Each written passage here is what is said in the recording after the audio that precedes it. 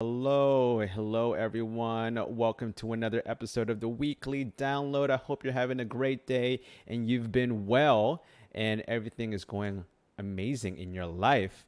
And I'm having a really great time because I am actually producing for a pretty big brand, actually Amazon Ring, and it's really taught me a lot about producing really big budget broadcast commercials. And it's taught me a lot about project management, especially post producing, which I am going to talk about today because I've had to learn a lot about how to manage projects when I get thrown into a project and I have to deal with multiple people from the vendors that I have to coordinate and manage to produce the final product to the client side producers and executives that I have to talk to that's going to provide the notes and then of course talk about the deadlines and also the overall look of the video to make sure both sides are happy and make sure everything gets delivered on time. And so today we're going to talk about managing projects and how to do it effectively so that the creative side is still happy to work with you and is still happy to work on the project, and also the stakeholder side or your client or the people who are expecting the project, whether it's you or it's a producer or it's the audience or it's your client, to make sure that they're also happy with the final product. And I've done a lot of producing in my life, and this year has been great because I've been producing for pretty big clients. And I've come down to a lot of simple methods and things to track when it comes to project management. And one of the first things you got to know is what are the exact deliverables and expectations of the stakeholders or whoever is paying for the project or whoever is basically the project is for. Maybe it's just you and your YouTube channel, but it's for your audience, or it's for a client, or it's for whoever's investing in that video. You got to know what the deliverables are. Right? So do you need to deliver just one video that's 3 minutes? You need to deliver that video in square and vertical format for social media. You need to deliver it with cut downs, 15 seconds, 30 seconds. And also, do you need to deliver behind the scenes? Right? You need to know the exact deliverables so that you can know what needs to be executed in order for you to complete the project.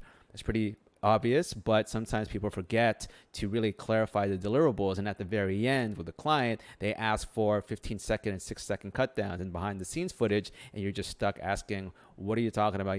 We never talked about this. And I've actually experienced this because I had one client who was asking for photos from the shoot, but we never discussed about photos until the day of the shoot. And I had to make the decision that I would rather get the deliverables and the footage captured that we agreed upon and we wrote on the contract and signed off on than trying to waste time capturing photos. Okay. So other thing you got to know too are expectations. So what are the expectations of the stakeholders? That can mean everything from the vision to the look, how it looks, the tone of the video, as well as expectations of how the project is going to be coordinated. Are you in charge of all of the creative? Do they want to be also collaborating with you on the creative? Are they going to be on the shoot? Will they be not at the shoot?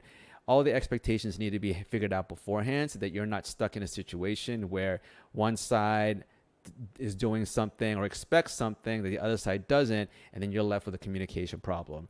So really, the best thing for me, especially in this time during pre-production, is to have a creative brief and have an onboarding call where everyone's on the same page. I have a jot form that I send to my clients. It has all of these questions of what are the deliverables, what's the deadline, what are your expectations with tone, all of that on a document so that once we move forward, we could always point back to the document and say, hey, look at this. This is what we agreed upon, right? You can do the same thing with a contract.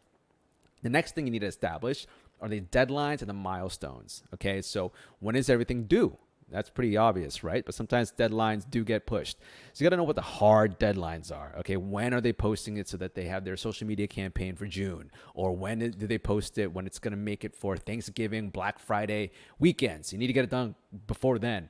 Or is it a moving target, right? You just have to establish deadlines and make sure that you can have a deadline that your creative team can get behind as well. So you're not just dilly-dallying around, just trying to push and procrastinate until we have the most pushed back date.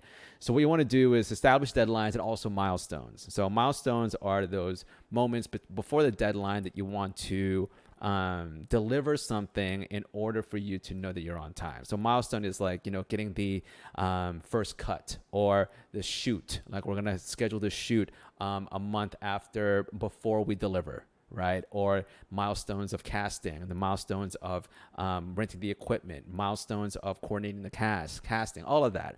Having a really good timeline after you establish a deadline really help you manage the project well. All right, if you've been in production for a while, then you kind of know how long it'll take to cast, get a location, get your crew to hire your crew, rent equipment, and then also, of course, getting everyone scheduling together so that everything can be figured out on which date is going to be the shoot day. All right.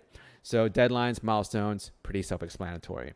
Next is having open, clear lines of communication. Now, this is very important because sometimes people like to chat with you on text or on email or call you or WhatsApp or Facebook Messenger or Instagram Messenger or Slack. There's way too many messaging platforms out there right now. And if you don't establish the one location or the one or two locations that you want people to talk on, then you're going to have to check multiple platforms to make sure that your editor is on time or someone got the notes or the deliverables are sent to the right place. It's really confusing when you have a editor that's uploading it to a Google Drive that's not even yours, or if they're talking to you on text message but not seeing the producer, and so the producer's out of sync and doesn't know what's going on. Okay, so establish clear lines of communication. Are you going to use Slack? Are you going to use emails? Are you going to use frame.io for notes? Right? All of this is very important because you don't want to have multiple lines of communication. At the same time, you need to CC people who are involved with the project. You can't just have this communication between you and a vendor over text when it's very important stuff that someone else should know about. And then when you're all of a sudden caught in a situation where the vendor leaves and you're talking to the producer or the client saying, hey, I've been talking to the vendor about this, they have no idea what's been going on. Okay, just protecting you. So email communication is always great, especially when it comes to dealing with clients, because you leave a paper trail. Paper trail is super important. You can CC people, you can BCC people, you can keep things all in one place. I hate having to do business in Instagram Messenger. For the love of God, stop doing that, okay? Same thing with Facebook Messenger. Be professional. Use email. And for anything, use Slack, okay? So for me, I like using Slack. A lot of people are using Slack right now for communication. So if I'm going to give you a nice, way that I've been using Slack these days is that basically you create a channel for each project. And then, of course, you have channels where you have your vendors, and then you have your channels where you have your vendors and also your client. Okay, so depends on how you want to, make this, because sometimes your clients just want to have emails. Sometimes your clients may be close enough to you where they want to be on Slack as well. Okay, if not, the way you want to do it, channels for each project, and then you have your individual channels for you and the vendors. And then I'll take that back.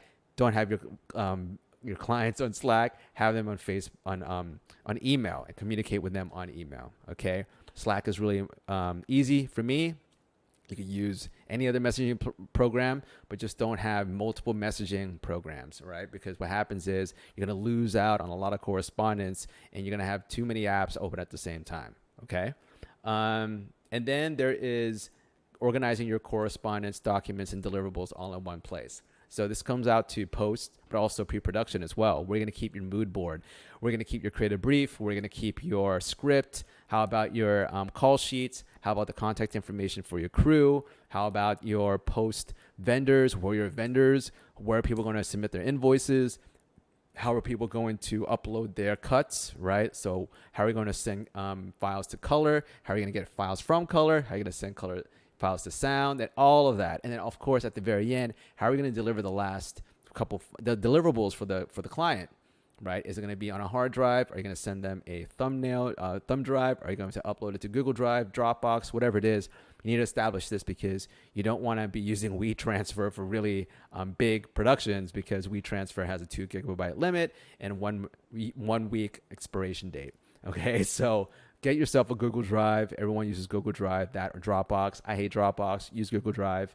And then use frame.io. That's what industry standard right now for giving notes. So if you have a cut or a rough cut, you upload it to frame.io. You send it over to the client, and then they put notes or add notes and comments on several timestamps. You can also circle things that you want to change. It's a really great platform. And so when it comes to correspondence as well, like I said, emails is good to have a paper trail. And then when you have one messaging software, you at least have a trail of all the correspondence in one place. So yeah, honestly, use Google Drive. It's just the easiest one and it's the most reliable. It's also AWS as well, but that's a little expensive. And of course, you have to know the roles and who's in charge of what, right? So once you have the deliverables and expectations and deadlines in place, you need to know who's going to execute on those deliverables and help execute the whole project. And so on top of that, you need to know how to contact these people. So you can start a Google Sheet. You have the name of the person, the role of the person, their contact information, their locations, you know about time zones. And from there, you should be able to have some sort of expectations or roles or goals sheet for that person. I met with my friend of mine who's I'm helping him produce on one of his projects, and we just did a whole checklist for me. Super helpful. So now I have this whole checklist of things that I need to accomplish and in a chronological order so that the project's going to be done on time and nothing falls through the cracks, right? That was very helpful. And that's what I do with some of my vendors as well. I have a checklist on Asana. And if not, then I make it very, very, very clear over a phone call or Slack or an email of what I expect, what deadlines are, and also how to get into contact with me. Sometimes people in a pinch, they don't check their Slack, they don't check their email. You just got to text and call them. All right. And so knowing the roles is really important because at the end of the project, when you're trying to finish everything, you need to know who's going to be responsible and accountable for deliverables. All right. Is it all on the editor? Is it all on the assistant editor? Is it all on the post producer? Okay. And then you can't just say, oh, it's in color right now. I don't know where it is. You can't just do that. You need to know who's in charge of getting the color back from the colorist and the sound mixer, conforming it and exporting it and versioning it so that you have all the deliverables for the stakeholders or your client. Okay. So really define the roles, define the expectations for those roles, and also their deadlines, their deliverables, and also their communication, how you were going to communicate and also knowing how to communicate them. Okay. And then other than that, some just quick advice, always anticipate the worst. I think that I prepare for the worst, expect for the best. So that's why I always make sure that I tell people this, you don't have to take this advice, but I feel that if it all came down, crashing down, can I handle the whole project by myself? It'll be freaking hard. But it's knowing that confidence. Like if you had a bunch of vendors fall off, do you have backups? So you always have a backup list of vendors that you put on hold, or you can have 4 or 5 of them so that you at least know, okay, I can contact 5 people if my colorist or my editor gets sick. Okay, so always anticipate the worst. And so other than that, also make sure that your deadlines aren't too tight, right? If your client is expecting the deliverables to be delivered by the week before Christmas, make the deadline late November or something so that you're not pushing it against deadline, because then if you're trying to deliver for an ad campaign for Christmas time and you're delivering on the 24th, you fucked up. So the best way to do that is to always anticipate that there's going to be a push schedule and some sort of delay. So make sure that your schedule and your deliverables and your deadlines are actually before the expected deadline. That's why I said hard deadlines, and deadlines are kind of movable or flexible. But the hard deadline, know that, and then you create the deadlines for your creatives and yourself a little earlier so you have buffer time and room to adjust. Okay. And when you do have delays, be honest about it. Okay. Don't try to have white little lies. Look, I'm not perfect about that. Like sometimes you need that little white lie just so that placate someone so they don't freak out, but then for sure that you're going to deliver tomorrow morning rather than night.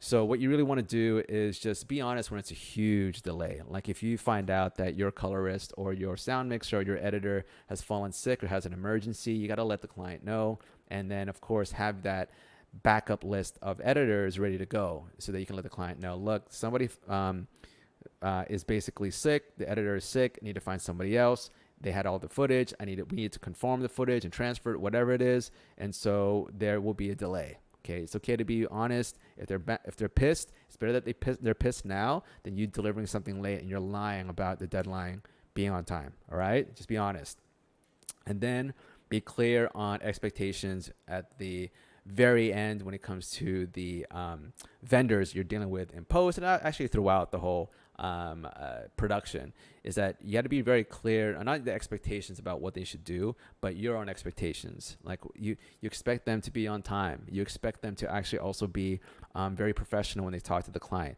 You expect them not to talk to the client. Establish those walls. Like you're not allowed to talk to the CEO if you're an editor on this. Okay, so establish those boundaries. Okay, that's another tip.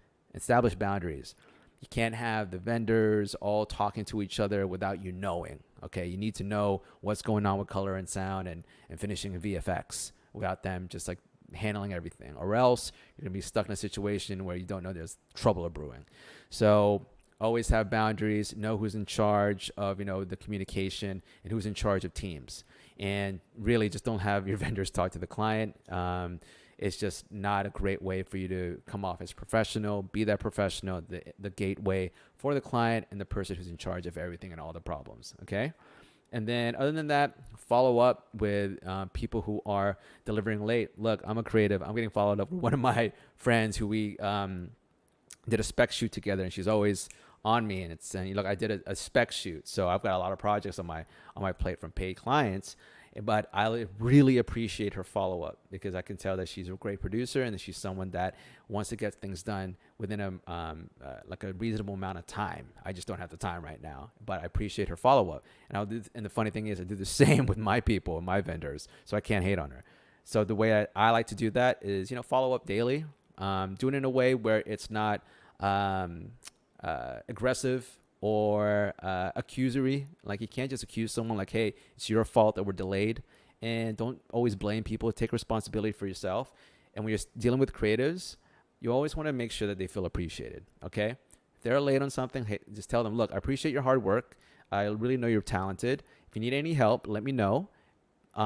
Is there a way that we can speed this up? Either I can step in, or I can hire someone else for you. Okay, just be understanding. I'm a creative. I know what happens when your computer crashes or your computer can't render or something happens with the footage. All right. So you got to be very understanding and also appreciative of people's time. Okay. And when you follow up with a client on their notes, make them know too. Okay. You send the notes a week later. Don't expect the revision to be done overnight. I've had to deal with this multiple times this year with clients that don't give notes for 5, 6, 7 days. And I'm following up every single day. Hey, give us notes. And the day that they give notes, they're like, hey, can you deliver this by tomorrow morning? Okay, you got to be very much a manager when it comes to your clients' expectations as well, but also a teacher. You got to guide them, let them know, okay, you can't ask for a deliverable for a 5-minute video the day after it's shot. Okay, you just have to be that teacher and guide them. They're not dumb. They're not stupid. They're just someone who's uninformed about the video production process. Okay. So those are the, different tips and also things that I keep track of when it comes to project management. And there's a lot of other things in there too, but those are the main ones that I could think of at the very moment with me managing a lot of projects right now. So hopefully this was helpful. Again, my name is Mitchel Dumlao, and this is the weekly download, and I am here every single week. And if you like this, please comment, share this with anyone you think will find this helpful. If you have any questions, leave a comment below or send me a DM or email me at mitchell@videoccontentschool.com. I really do appreciate you being here and for tuning in. Let other people know. All right. This is for a lot of the video creators, filmmakers, videographers who have a video business, who are freelancing or just trying to build a career in videography and filmmaking. I really just want to teach as much as I know. I'm not the master. Okay. I'm still getting mentored. But at the same time, I like mentoring other people because I have been in a lot of situations and I worked with a lot of big clients and I've had my business for more than, actually, to tell you the truth, 8 years, actually 10 years now. And I've been a filmmaker and graduated from UC Santa Barbara with a film degree since 2005. All right, just dated myself right there. So I'm long on the tooth. I have gray hairs, as I like to say. So thanks so much for watching.